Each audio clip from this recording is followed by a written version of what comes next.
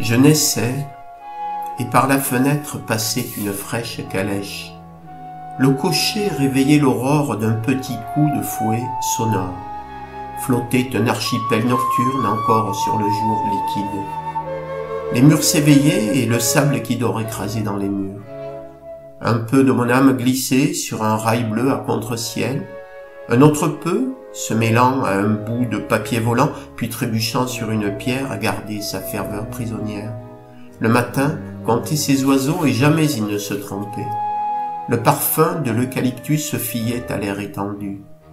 Dans l'Uruguay, sur l'Atlantique, l'air était si liant, facile, que les couleurs de l'horizon s'approchaient pour voir les maisons.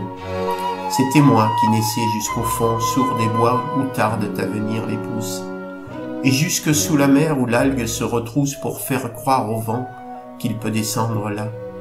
La terre allait, toujours recommençant sa ronde, reconnaissant les siens avec son atmosphère, et palpant sur la vague ou l'eau douce profonde la tête des nageurs et les pieds des plongeurs.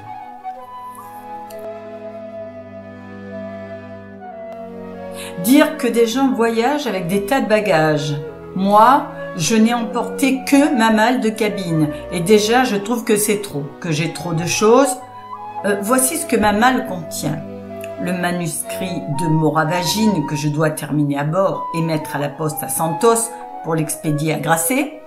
Le manuscrit du plan de l'aiguille que je dois terminer le plus tôt possible pour l'expédier au Sans-Pareil.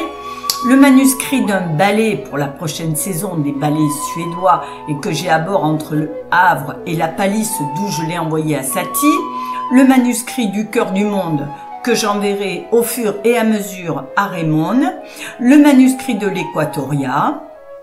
Un gros paquet de contes nègres qui formera le deuxième volume de mon anthologie.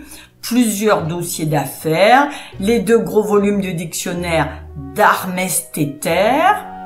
Ma Remington portable, dernier modèle, un paquet contenant des petites choses que je dois remettre à une femme de Rio, mes babouches de Tombouctou qui portent les marques de la grande caravane, 2 paires de godasses mirifiques, une paire de vernis, 2 complets, 2 par-dessus, un gros chandail du Mont Blanc, de menus objets pour la toilette, une cravate, 6 douzaines de mouchoirs, 3 liquettes, 6 pyjamas, des kilos de papier blanc et des kilos de papier blanc. Et un gris-gris. Ma malle pèse 57 kilos sans mon galurin gris.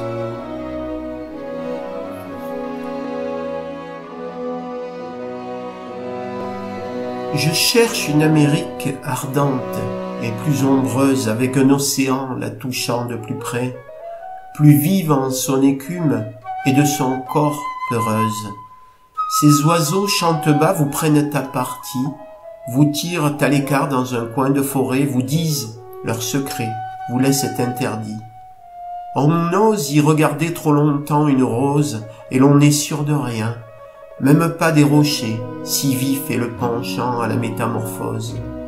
Sous les yeux des vivants, les livres qui se ferment deviennent des chevaux au milieu des lanternes, et l'on monte dessus pour bien mieux s'égarer, et se trouver enfin fraîches les 2 oreilles, corps galopant au fond de l'aube qu'on réveille.